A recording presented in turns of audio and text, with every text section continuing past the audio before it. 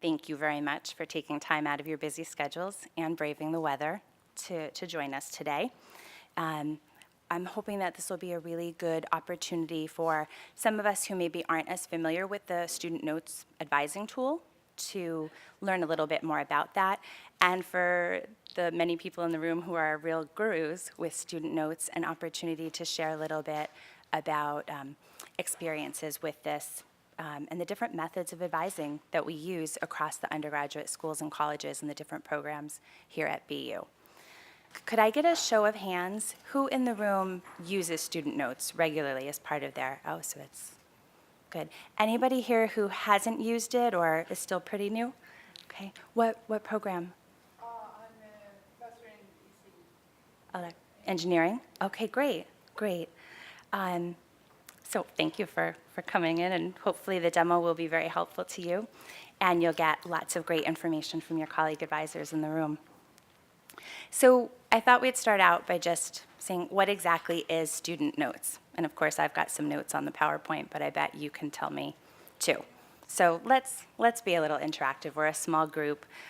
It's rainy outside. Let's be energetic inside. So what exactly is Student Notes? Anyone? Cece? So in my experience of using notes, it's kind of a way to document every interaction we have with a student. Okay. So that I currently work in question as an advisor, and so we use it when we meet with the various students, so we know when there's a follow-up.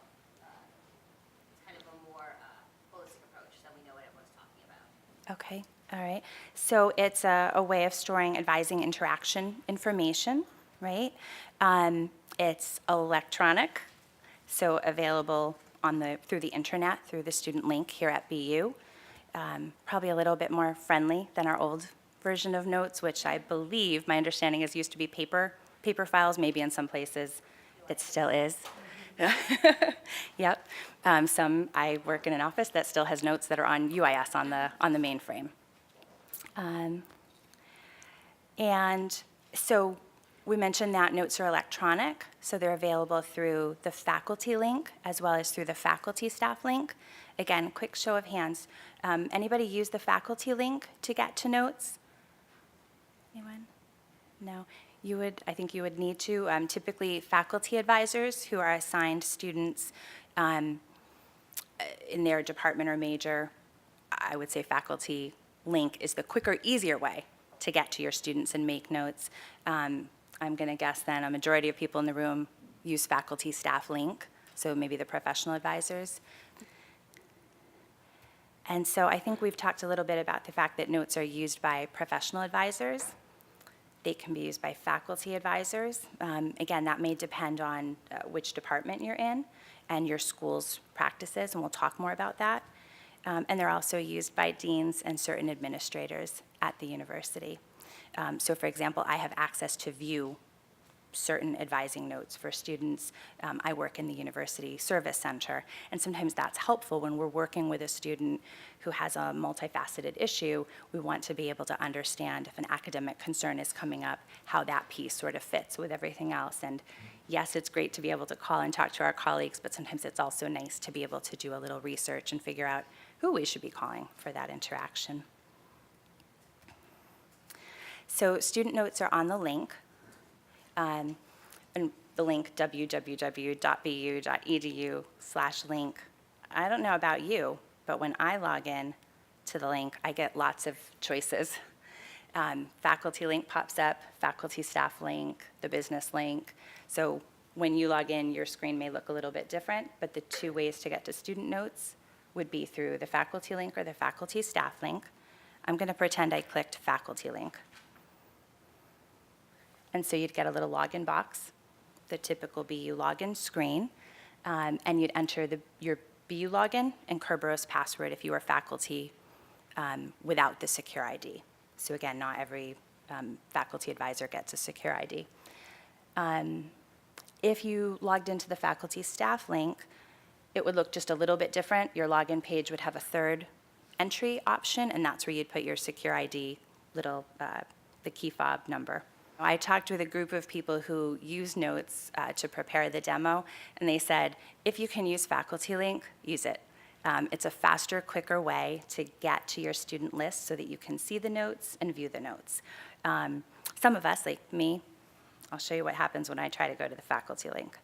I click, and I get, ta-da, Chris has no assigned advisees. So for me, faculty link, it's an option, but it's an option that doesn't get me anywhere because I'm not an assigned advisor for any students.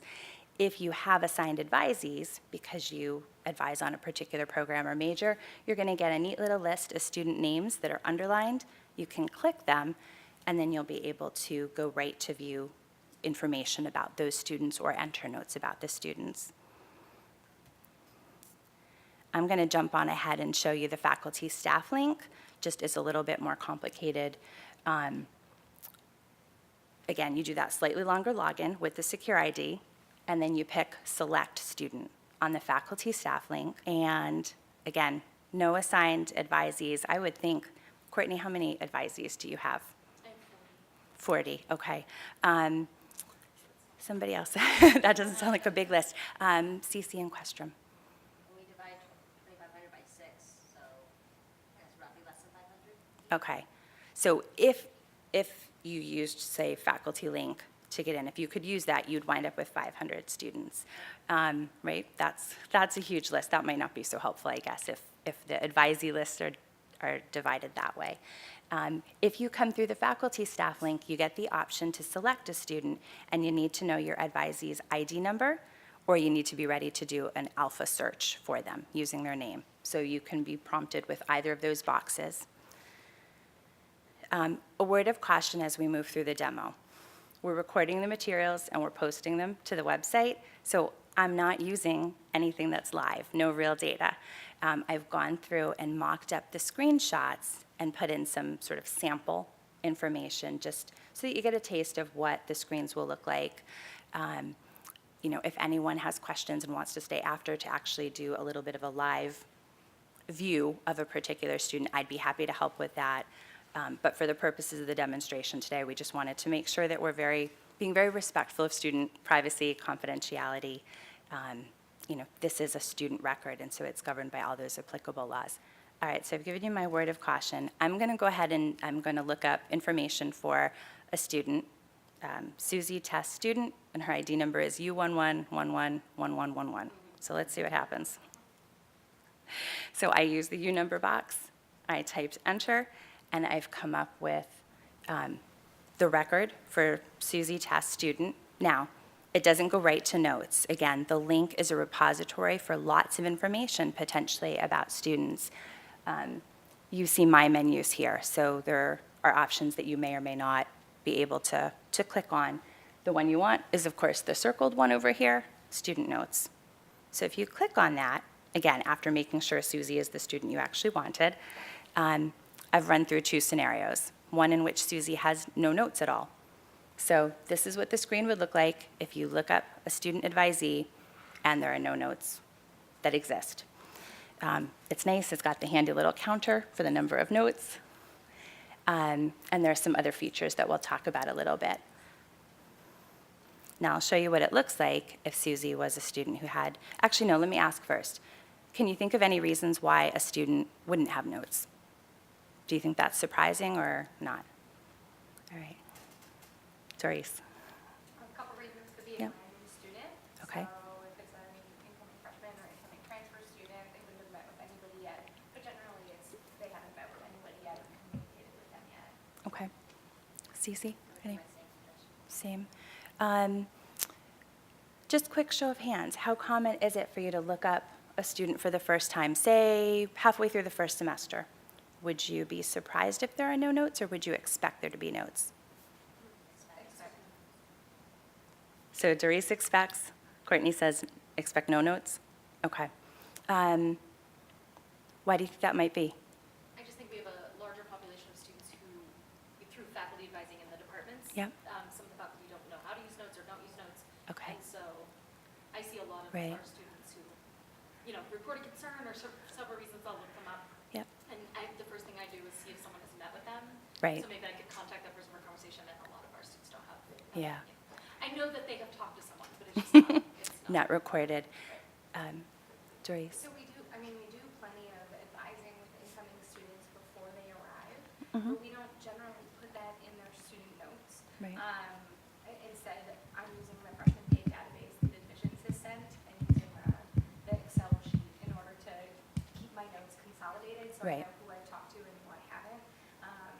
So we don't really start putting notes in the system until they come in and meet with an advisor, and usually they're not coming in until the middle of the semester anyway to talk Right. about registration. Okay.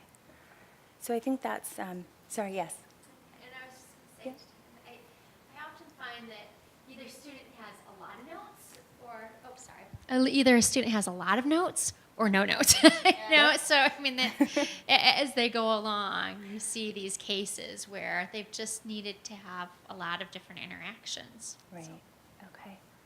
Other thoughts on sort of, obviously, depending on what program a student's in, what their experience has been like, how long they've been here, those are all things that come into play in terms of whether or not notes exist and how many notes, the content of the notes that are there.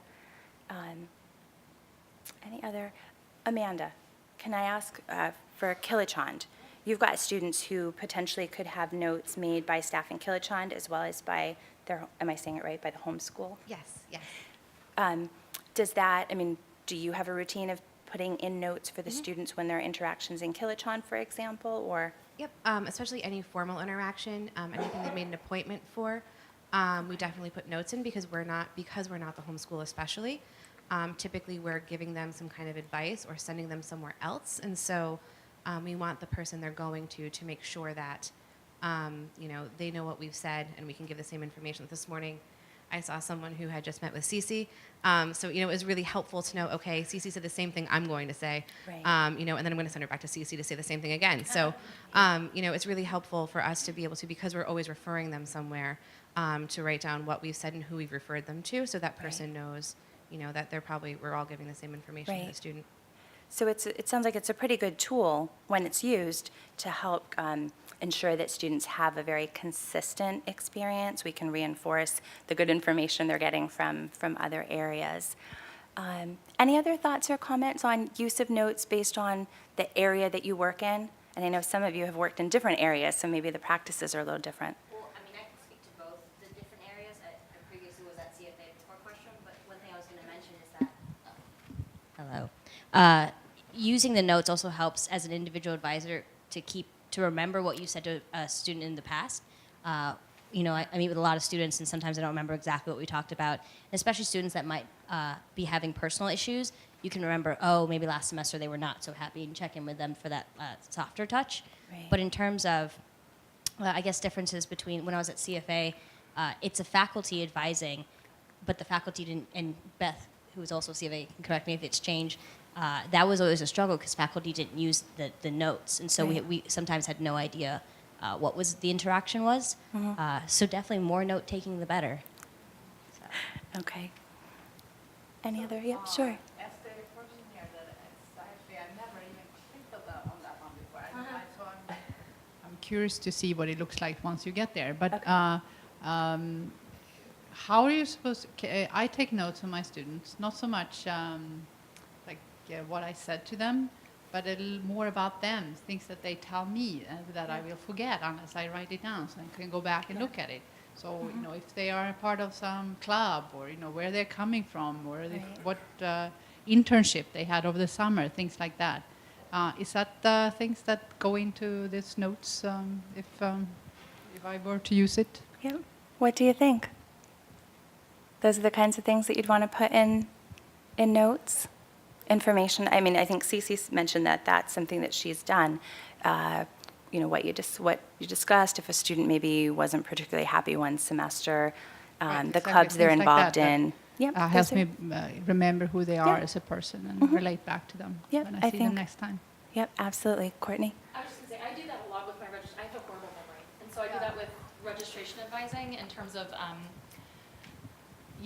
I will document, of course, what we talk about academically, and I even put in the courses we talk about taking the next semester, knowing that, if they change their mind and take something else, that's fine. But it's at least recorded, and then on top of that, like if they're telling me they're excited in a possible minor, if they're telling me they're going to join this student organization, things like that. I do like putting that in because then before they come in the next time, I can, oh, she was going to join the outing club, and I can ask her about it. So I do like that feature. And then I think we'll probably get there, but in terms of the other type of notes, like our office for CS advising, and I know other student services centers use notes as record of also like concern or progress, difficulty, and things like that. And so that we wouldn't probably be so detailed with. I guess we'll see this. Yeah, and we'll see it. Would my notes be kind of separate from somebody else's notes, or they just come in a jumble? How is it organized? Okay, Is it let's. searchable by inputter? Yep. So let's go through the demo a little bit. I didn't cover every scenario, more like how to get to them and what you might see, but we can answer some of those questions along the way. Okay. So let me show you what it would look like if, in our hypothetical scenario, Susie had 13 notes, say. So same exact student, but we're just pretending now she has 13 notes. So we found her, we click student notes, and there was no way, if you've used the link, you know how hard it is to fit those screenshots on anything. So I'm just showing what would be the top bit of the screen if you clicked on a student who had 13 notes. And you'll see the 13th note, the last one, is the one that displays. And the other 12 would be falling way down off your monitor. You'd be scrolling, scrolling, scrolling. So in this note, it's just, I modified a note from 2008. So this is talking about a student who's met with the advisor about continuation GPA and some different options for continuation depending on whether the student does some summer work and raises the GPA so she can go to the program she wants, or decides not to do summer work because of finances and opts to transfer into a different program, a different concentration. So again, you just scroll down to see the notes before that. And I think our next shot is, let me talk first about how to make a note. So say you're the advisor, you see this, and now you want to add something. You can either, if there were no notes, you would just use, I'm going back to the old screen, circle the I circled the add a new note button, bottom right corner. It's kind of the only thing there that you can click unless you want to go do something else in the link. So you would click that to add a note, or going back to our example where there were 13 notes, what you would see is that at the top of every single note in the student note list is an opportunity to click that line that says add a new note. And there's also an option, add a note in reference to this note.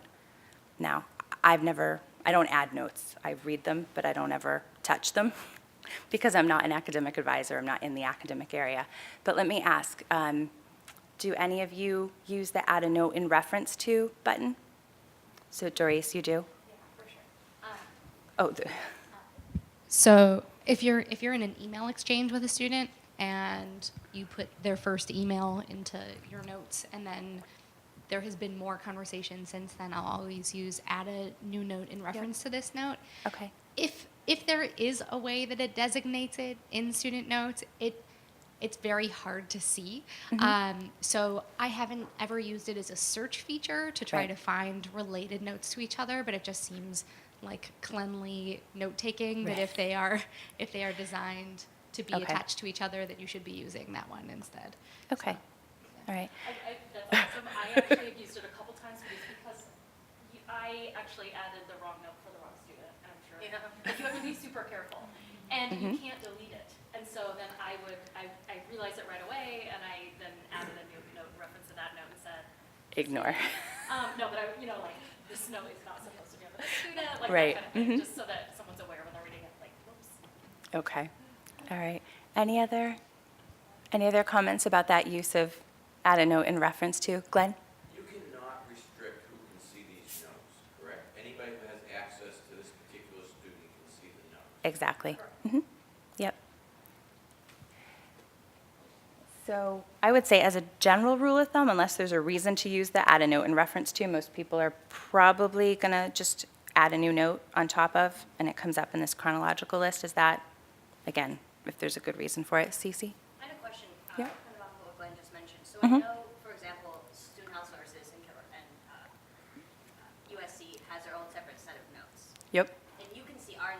right? But it's the same database? No, it's a different source? No. Mm-mm. Okay. And we'll talk a little bit more about that. Because I know there are different categories in terms of entering notes. Yep, yeah, so let's go to the, unless there are questions about this, these are just the two different ways that you would, oh, sorry, in the back. Hi.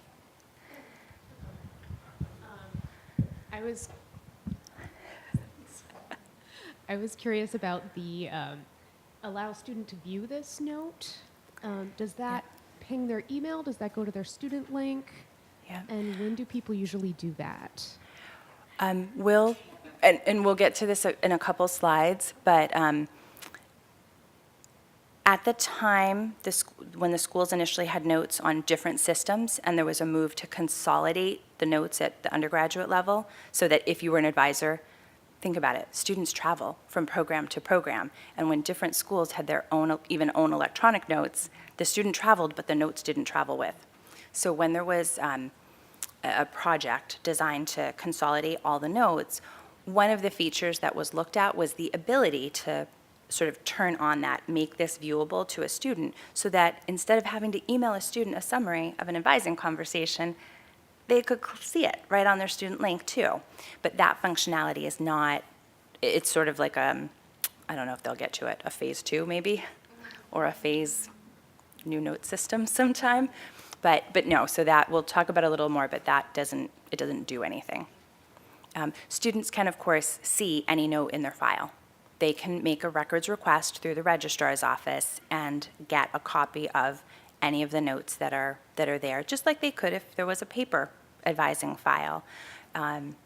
So again, it is important, I think, when we talk a little bit more about how notes are used and the different practices in the schools and colleges, I'm sure that thinking about what is appropriate for note content and how it might be viewed down the road or by certain individuals, it's something that you have to think about.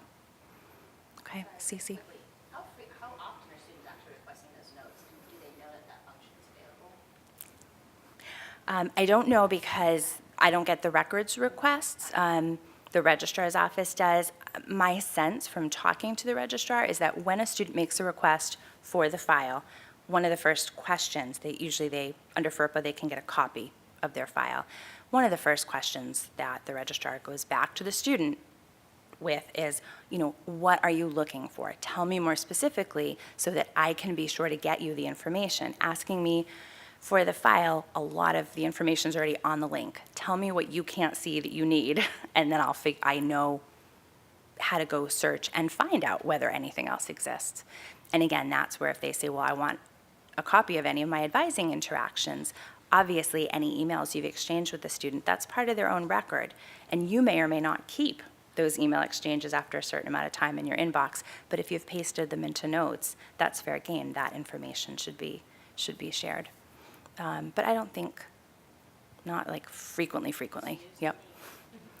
Glenn? But in the legal system, it's all available to a student's lawyer. Exactly. Okay, so let's get to the fun of adding a note. So you click the Add a Note button, whichever way you got to it, and you come up with the Add a Note screen. Add schools and colleges note. You've got the UID of the student and the name of the student. You always need to double check, right? You want to make sure you're making the note about the person you think. A reminder that FERPA applies. A student can access their own notes. And then actually the instructions kind of walk you through the things that are optional, but we're going to talk a little bit more about what you really need to know to enter a note. Okay. So remember that they can access the notes. They can't view them. If you want students to view the content of the advising notes, you're going to have to email it to them separately or wait for a new system enhancement to allow sharing of the notes. Note priority and what's this other one? Oh, needs action. We had a discussion about this when we were preparing the demo, and it was quite volatile. What do you think about that? Anybody use the priority or the needs action? Cece's shaking her head no. Doris? So we do make use of the critical one or important one, Okay. but rarely. It's really more, so because anything that we write in a student's notes is going to be accessible to the student, and you have to be very careful about what you write, that you're not revealing super personal information, like if there's medical issues or whatever, then Sure. then you are just writing as a medical issue or something to that effect. So that is sort of our way internally, that if we are nervous about a student either doing harm to themselves, harm to others, like very, very extreme situations, that's when we'll change the priority so Okay. that people can pay extra attention to those Okay. notes. All right. So anybody else use the note priority for any? Okay. So let me ask, do you have a mechanism to where somebody is going and looking on a regular basis for notes of that priority to do something, or it's more like a cue on top of the text of the note for someone who happens to read it later, whenever later happens to be? It's the Okay. latter. It's if I'm meeting with a student and I see that there's a critical note, it's like, oh, something is up here that I need Okay. to be alert for. Okay. So, yeah. All right. Yes. Did you? Oh, okay. So one thing that came up in our discussion as we prepared the demo was the fact that in some departments, because you've got an option to click, this is priority or this needs action, there's an assumption that an action will be taken if you mark that box. And I just want to make sure that it's clear, unless your department, your school, your college, your academic unit has come up with a mechanism to review the notes on a regular basis, run a report that says, show me all the notes that were urgent from this past week that are made in my area, it doesn't do anything. So it doesn't hurt to click the priorities to be different. It can add some valuable information, but that needs action. Again, kind of like the let a student view the note, it's not really going to do anything until the system is enhanced or a procedure is built around it so that people are looking for those kinds of notes and then being ready to take some action. But it's not like a little ticket and it sends something to BUPD that says, or sends it to the dean. Melanie, you don't get anything like that, right? In my office, we do have an electronic notes system that is not shared outside of my office, but we have a thing for entering notes, and then we have a system for viewing the notes. And so we can pull up reports of notes based on category within a certain date range. We actually don't use a priority, though. Honestly, if something's urgent that comes up, we take the note we just made and plop it in an email, and we email everybody who needs to know. That's sort of I don't think we want to trust that kind of feature. But again, that's not to say that with, buy-in from across the academic units, that feature could work. You could get a needs action, or the priorities could, be built into part of an advising system that helps you get to the people who need it. Okay. And I guess I want to talk about categories. So there are categories for the notes. I'm going to read them this way. General advising, academic status, DDP, is that dual degree program, right? Okay. IUT, intra-university transfer, priority. So that's another, is this different from the priority, Doris? Okay, anybody else use priority as a category? Probably not. Study abroad, UHC, really KHC, but the note system is old, right, Kilachand. And so Amanda, do you code all the Kilachand notes that way, or do other schools use Kilachand as a, do you have any idea? Don't use it.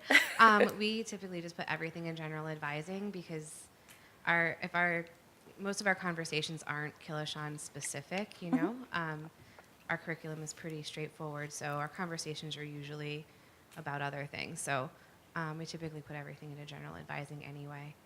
So. Okay. Let me just quickly go through then. We've got Kilachand, SMG, or Questrom honors, and degree requirements. Just a quick show of hands. How many use mostly general advising? Okay. Anybody use the other categories? Okay. So Steph, what do you use? Yeah, I'll use DDP or IUT occasionally, but Okay. mostly general. Coming in, going out, either way? Yeah. Doesn't matter? Either way. Okay. Melanie, how do you? Occasionally. Okay. All right. Is there anybody here who has the ability to do sort of the notes search based on category? I think it may be restricted to only certain administrators. But that's where, again, sort of understanding what your school or college or program's kind of protocols are for entering notes, so that if there is someone who is routinely looking for things like DDP or IUT or Questrom Honors or Kilochond, again, sort of knowing what the categories are that are going to be useful down the road. I mean, I do know that all the undergraduate schools got together and came up with the categories, but this was at the beginning when they were first consolidating notes, so I think it was sort of a question, were these the categories that were going to be the right ones? So maybe it's time to look and see if there are other ones or different ones. So any question about the adding a new note screen? So you kind of get through those boxes at the top. You figure out what text you want to put into this text box, and then you click Add a Note. Now, does it add the note right away? Cece's shaking her head no. What does it say? That's you revise it. So there's an opportunity. I don't know the exact wording. Are you sure? And then there's OK or like a revise or a back button. So it's a great opportunity, again, to just kind of do a quick double check of that note before you hit enter to make sure it's the right information about the right student, or maybe double check, is that, maybe did I include a detail that was too sensitive, or is this going to be confusing for someone if they read it, 6 months down the road? Maybe I should, in our office, we struggle a bit with being comprehensive, but also, brief. And so we used some abbreviations, and then we had a new staff member come in who said, what the heck does that mean? I don't know what that, and we realized we had to be a little bit more careful about some of the abbreviations and acronyms that made sense to us. But again, as processes change 2-3 years down the road, it was like, we don't know what a such and such is. Doris? It's at that point you'll also get a lot of errors if you have. Okay. So I like to use the long dashes a lot, which it will yell at you every time for. So you have to change them to a shorter dash, or if you have like a 3-dot ellipses, it'll make you go back and actually write 3 periods, because there are a lot of symbols that it won't accept. And also, before you hit submit, it's good to know some really, really basic level HTML so that it's easier to read. So like in the little carrots to write BR is a text break, because otherwise what's going to happen is all of the text condenses into one lump. And so if you're doing a list or something like that, it just reads completely jumbled. So if you want to bold something, there's HTML to make it look bold, or italics. So knowing that stuff is really, really useful for actually getting a note to read the way you want it to read. Okay. I'm laughing because I just learned this like last week, and I didn't know how long. And so, like, we do our degree reviews, like, we do our final reviews for students who are planning to graduate. So they have to apply to graduate, and then we do our reviews, and they're pretty complex reviews. And then we have to plug them into notes, because that's how we keep record. And it's all one chunky, gross. Like, to try to go back and read it, it's a lot. And so when I just learned that the other week, I was like, oh my god, I can't believe I didn't know that before. It just can make it look so much nicer. It's easy to read. So it sounds like maybe we need a notes training manual, maybe something that could be shared with everybody's experience gathered together. Some tricks to Right. know, and Yep. just like, Yeah. to share that. Definitely. Okay. So any questions about adding a new note? Okay. All right, so just a couple quick things. Finding the note you need, you had a question about how do you find a note if there's a big, long list. So if you go back to the screen where you've looked up the student and you see they have notes, there's an opportunity, I've circled the start date, end date, so you can search by a more narrow time frame, and basically it's like a filtering. You can filter out any notes that came in that short time range. Are there other tricks for looking through notes? That's the only one that popped out for me. I know that some of the notes functions, again, more like in a reporting view, you can do some different kinds of sorting and filtering, but not on a one-by-one student issue. But that might be good. Say, I would think if you're an advisor and maybe a colleague's gone on sabbatical and you've inherited their advisee for a semester, it might be kind of nice to go back and sort of look at the most recent notes. Yes, question. Does it show who made the note? So you see who the note taker was if you read through? Oh, it does show it, but are you asking, can you filter on it? Or actually, I was first asking, can you see who made the note? Yep. Oh, okay, yep. So if you look at the note there, you'll see it says sample advisor.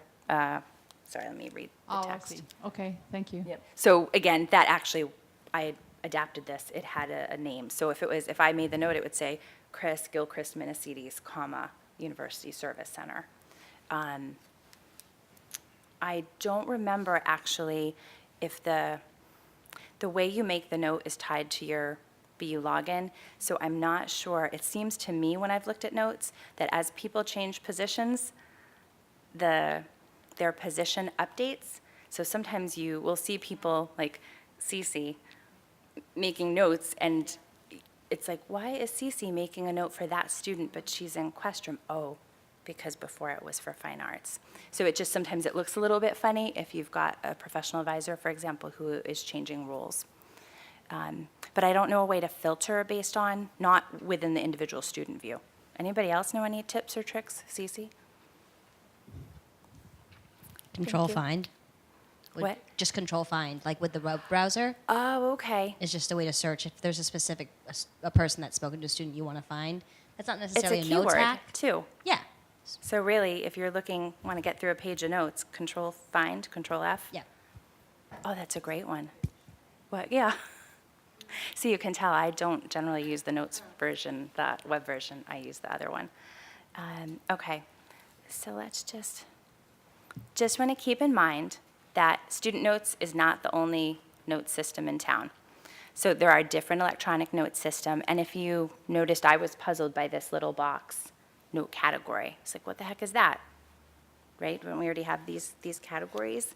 Let me click and show you. When I clicked it, I was like, check it out.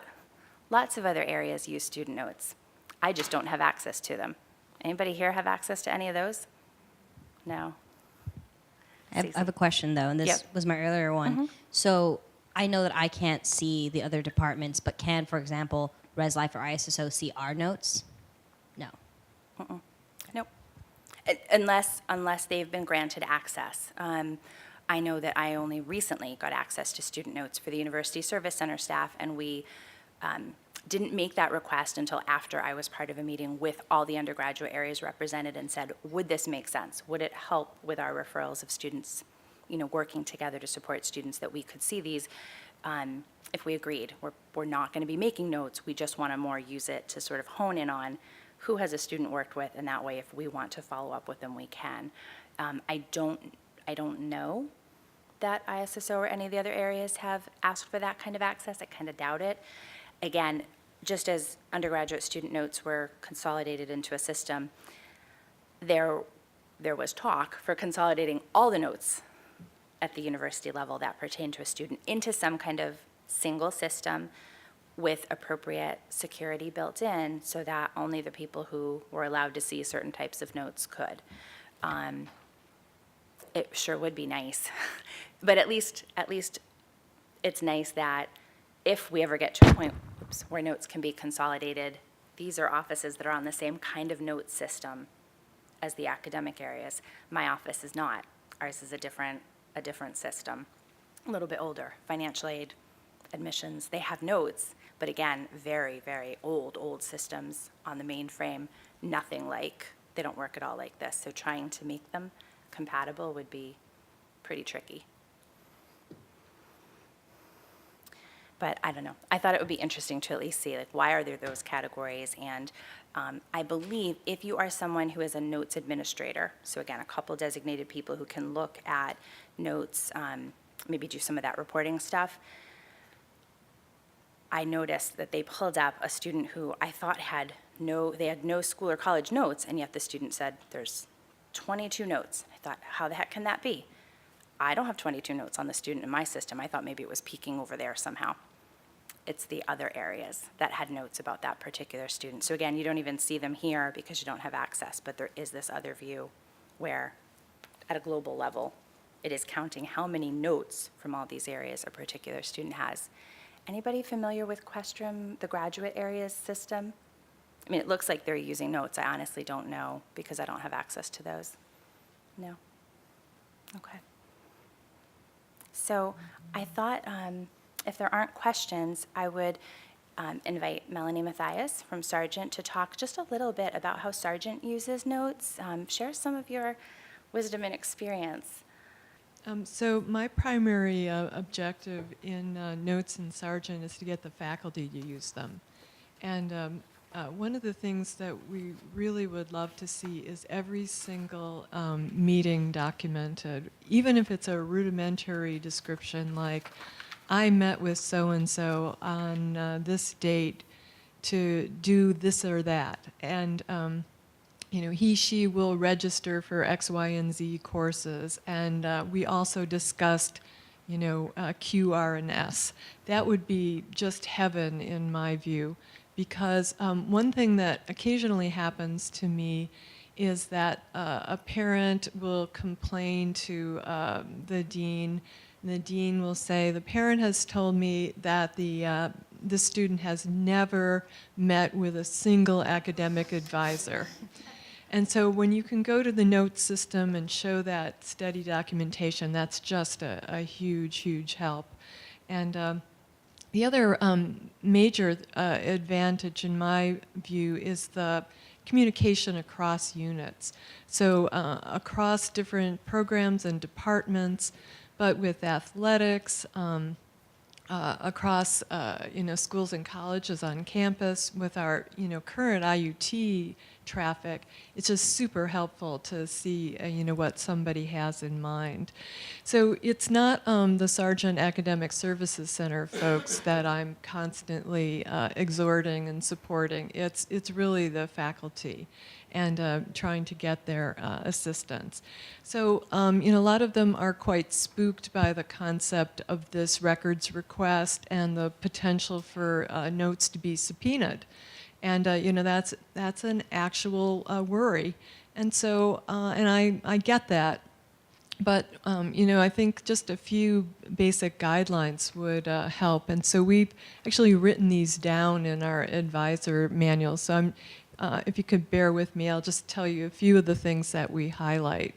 So we say avoid including anything that might be embarrassing to the student. Okay, and so that's, I think, just a reasonable rule. And then don't include details of any physical or mental disabilities. Instead, focus on specific academic issues. So like we could write that the student expressed concerns about this or that, or the student reported this or that, and that's all factual, but you know, and it's not necessarily going to be problematic. We, in fact, will try and review a note before we post it with the student if it's going to contain anything that might be troublesome to them.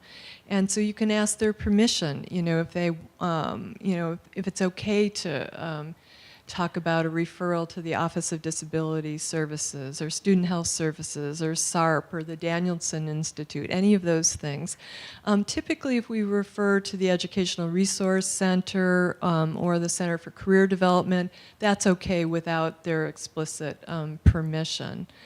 Some students actively want us to document things like their serious illnesses or family issues, because they want, other faculty and advisors and to be able to see that, because an instructor in the course has kind of a temporary access to the student's record and so can see this. But that's also something that I would ask the student about before posting it permanently. We also ask faculty to resist the temptation to evaluate the student's character or personality traits or manner of dress. So instead of saying things like, Susie looked haggard and stressed out, say the student reported significant stress. We ask them to avoid commenting on clothes, personal hygiene, jewelry, or accessories, even if these are quite striking. So if we've met privately with the student and they've had a meltdown, that's something that is useful to document in a careful way. And so my two code phrases are, we had a spirited discussion, and Joey's expressed strong feelings about, and then to go from there. But we rather that faculty don't report that the student cried or slammed the door or pounded their fist or stomped out or any of those things. Even though those are factual, they could be embarrassing. So if there are violations of professional behavior within an advising session, we really do want those dealt with, but they should be dealt with outside of the notes system. And so I feel like the advantages of the communication really outweigh the time it takes, and I'm always delighted when I come and see a student record that has multiple notes. I have yet to need a search function, however. There's not a single student that I've encountered where even Control F is necessary. That just sounds great to me, and I'm looking forward to that day. Good. Thank you. Maybe we should let Melanie see some of Courtney's students' notes. Thank you, Melanie. And I'd like to ask Doris Gruber to talk a little bit about her experiences with student notes and advising in Questrom. Sure. So in Questrom, I'm one of the professional advisors in Questrom. We actually none of our faculty use student notes. They don't have access to it because none of them are their official advisors. So it's all done specifically with staff. And so in that sense, even though students are assigned to professional advisors on the link, we all see everybody. Students aren't actually only going to their own advisor. And so we have plenty of students intra-university transferring, so it's super helpful to be able to see other departmental notes, but also just within our office, because a student will be meeting with any one of the advisors at any time, being able to see what any one of my colleagues has said before, or I can see you met with Liz back in August, and you guys talked a little bit about this. Is this what you're still thinking about or not? And you can ask questions about things. It's also a good reminder to yourself what it is you talked about with the student, and even if you've met with them before, because when you have the kind of volume that we have, when you go to see the student and you say, nice to meet you or nice to see you again, those are very different things. You don't want to say nice to meet you if you've already met with them.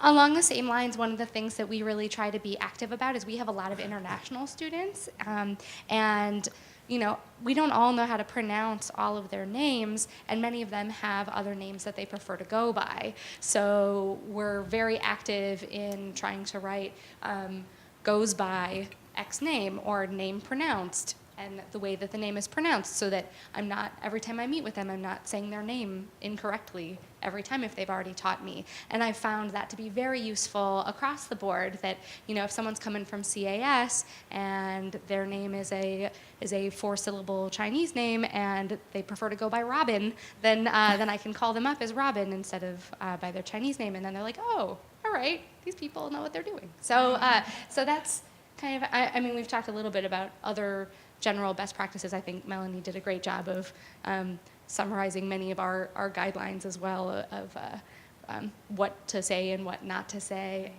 but that's sort of our structure besides. So I tapped some individuals ahead of time because I wanted to make sure we represent some different perspectives here.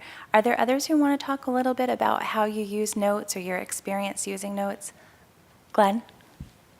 So we don't use student notes, but we have a very similar process in the office. We have our own database system. Although I'm actually an academic advisor to a select group of students, we're advising students from all across the university. Right.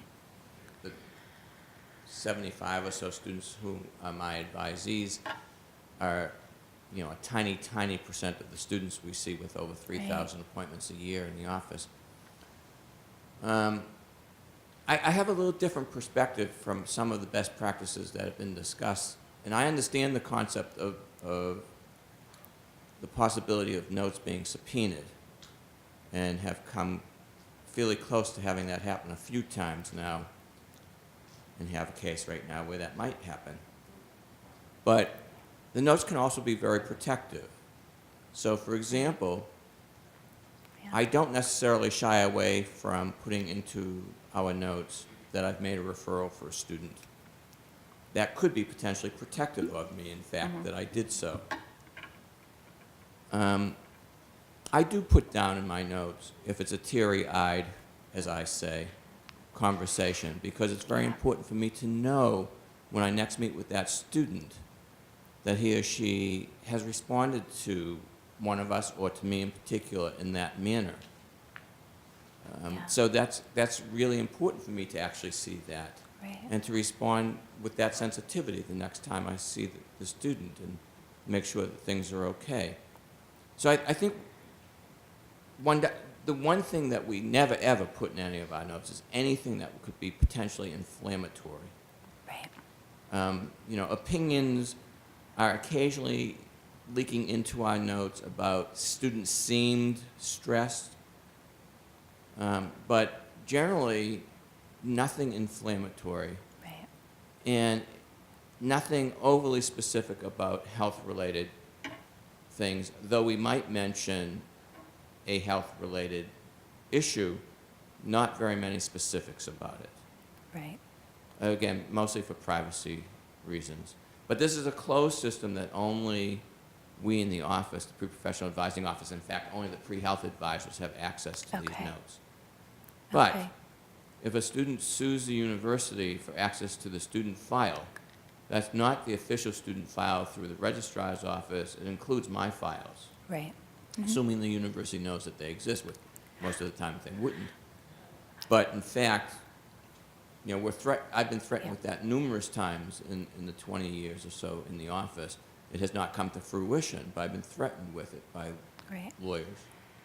Oh, I've had notes subpoenaed multiple times. So it definitely does happen, or general counsel asks for them. So we have voluntarily shared them with lawyers. We have not yet been subpoenaed. Yeah. I mean, and Glenn, I personally think you make very good points. You're talking about a closed system, but some of that information, I would say at the USC, we are sometimes a little bit more specific in our description of a student's demeanor, or specific, quoting specific language, again, but for a purpose. So I think, and I bet that many of your offices have the same kind of advice, right? You make the note, and sometimes you have to step back and think, okay, would I be okay if the student read this? Like, would I feel comfortable standing behind this if the student could read what I wrote? What about the student's parents? What about the student's attorney? What about my dean or my boss? What about the provost? Or I get all the time, okay, what if it was the president's office, Chris? Would you feel comfortable if you had to share this note because they've been called in to work on this situation? And I think those are really great lenses with which to sort of look at the note, and there are a lot of things to balance. But again, all for good purpose, right? We're using it as a tool to help our students to record some of their interactions so that we can be more friendly, more consistent, more holistic, to be protective, to show that we've done the things we're supposed to do as advisors, whether that's make a referral or give good information or have the difficult conversation with a student. And so it's just really balancing all those things. Are there other people with thoughts about specific things to Kathy?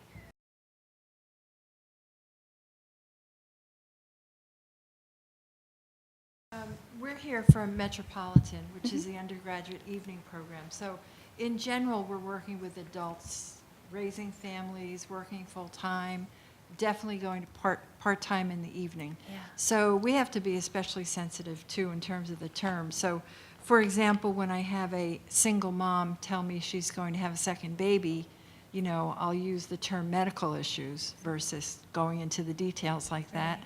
Or if I have students who have gotten in over their heads because they didn't understand the reality of full-time work, families, so on and so on, I'll use, you know, challenges managing a course load or time management concerns.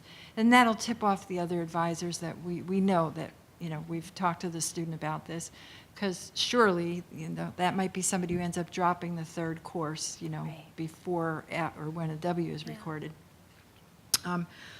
Also, because we do see students from all the other schools, either for our minors or for IUT into MET, the notes from the other schools are especially helpful, that, you know, we get a sense of where the student's coming from and what their issues are and what their goals are. So that's very helpful to us. Also, our students step in and out a lot. They might take a leave of absence or be gone for 10, 12 years. That really does happen. So it's very helpful also for us to know who said what to the student.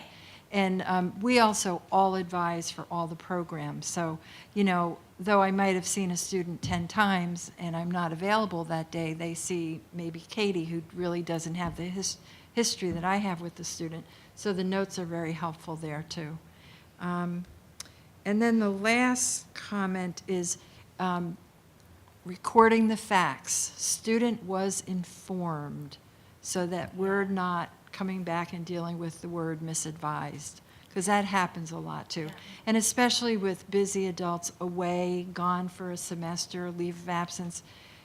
You know, we did have this meeting back in August 2014, and if the note is on there, a student was informed that he or she has 4 remaining courses and are to graduate, then we've put the facts in, and the student, you know, really can't come back and say they were misadvised when they thought they had 3 courses to go, which does happen also.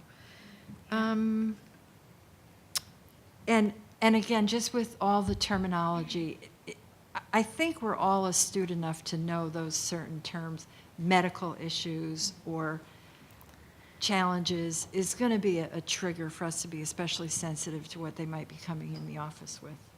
And then on a positive note, I will also put notes: student happy with evening program, progressing successfully, eager to take 3 courses because they've been in 2 for the last 2 semesters.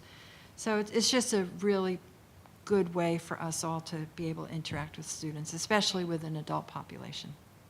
Just the other question is, how, just feedback from others about documenting anything regarding financial aid. I know we don't, but again, that ties in, we have a scholarship that's based on GPA, and if I know a student's not going to get the scholarship renewed because of the GPA, that might be important for others to know. So I have to be very careful about how I say that too. Academic and other challenges may be arising in the next semester, but I know we don't list anything related to financial aid. Does anybody have any experiences with that? I'm going to defer to the group. Glenn? Students, again, ours is a closed system, but the students don't know that necessarily. They might surmise it. But we have students who specifically come in to discuss that with us, about how to approach a particular financial difficulty or one that's coming down the road. And we generally refer those out.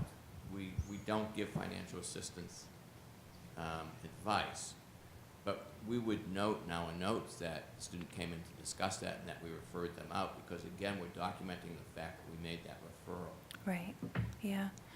I mean, we have that kind of information in our notes all the time, but again, my office is not academic. In fact, we're mostly focusing on finances and other administrative stuff. But I don't think that there's a problem with a statement of fact. You know, student is receiving this scholarship. It requires a, you know, X point X GPA for renewal. Talk to student because he or she is worried about meeting that threshold. You know, made a referral to financial aid, or we talked about academic strategies. So certainly I wouldn't be repeating lots of information detailed about finances, but some of those basics, I don't. Put student indicated concern Yep. regarding financial issues. Yeah. Just something general that again would be Yep. a trigger that Right. finances are. But Yeah. on the other hand, again, for future referral, if a student's parent lost a job, and that's causing some anguish as well as financial difficulty, reflecting that in the notes, it's a fact the student reported, can be very helpful moving forward, so the next time you don't blunder into a misstatement when you next meet with the student. Right. I mean, again, I think one of the things hopefully we're all sort of realizing as we talk about the different use of notes is that different areas will have their own sort of protocols. I think in a school this size and with advising models that are so different across the schools and colleges, I have trouble keeping the notes consistent across my 5 staff members. I can't imagine how to do that across the number of faculty and professional advisors at the undergraduate level. So again, sort of thinking about, you know, what is more important, including some specific facts, or maybe glossing over because there is concern that a student might, you know, if they could see the note, they would be upset. I think it's important to be factual, but we can be sensitive to, you know, to the student's needs, but also what will be helpful for the student, right? When we step back and say, okay, not about what you want, but about what is going to help us give you better advising in the future, that's a slightly different lens in which to look at that note, and it may cause you to decide to take a different approach in what you're recording. And sorry, you had a question on? I'm relatively new to advising. I've been in a new position for a few months, and while I'm in visual arts, we have faculty advising. The culture is that most students will come to my position, or faculty members will come to me to answer the questions so that they can go back to the students. And so I'm just curious to hear about people's advice for workflow. I'm having a lot of trouble fitting in the students that come in, and then also the follow-up information. I've got a couple spreadsheets going because that's really fast, but getting into the link every time, I was hoping today to learn that there was some magic way to batch things that I didn't know about. So any advice is appreciated. I won't generally be talking to a student unless I already have their record pulled up, and I won't meet with the next student until I've written the note about that conversation, because otherwise I'm just going to forget it. So for example, not everything we do is a full-on appointment. There's always an advisor at the front desk who's available. And so sometimes people will just come in for a super quick question and we won't get their information. But as things start to get more in-depth or more personal or more unique to that student, then that's when I'm like, can I just have your ID number? I'm going to pull up your stuff, and then pull it up and have the conversation with them. And then once they leave, even if I've got another student waiting at the desk for me, I'll just say, give me just like 30 seconds. I'm just going to write a note about this student before I forget it. And they're very patient to do that. So, but yeah, it's really hard to just sort of sit and try to catch up on your notes later. It's really easy to forget the details of what you discussed. So I want to thank everybody for coming today, and I appreciate the good conversation, your patience with the demo, especially for those of you who are the notes gurus. And I just wanted to give a quick reminder that we have First in the Family is our next brown bag lunch. Jackie Yoon is going to come back and talk to us December 9th. So we've got the information there. We should have the website updated pretty quickly too. So we're taking RSVPs. You don't have to wait for the invitation. Click back for the session materials, the RSVP should be right there. Thank you all very much for your time, and we look forward to seeing you again in December.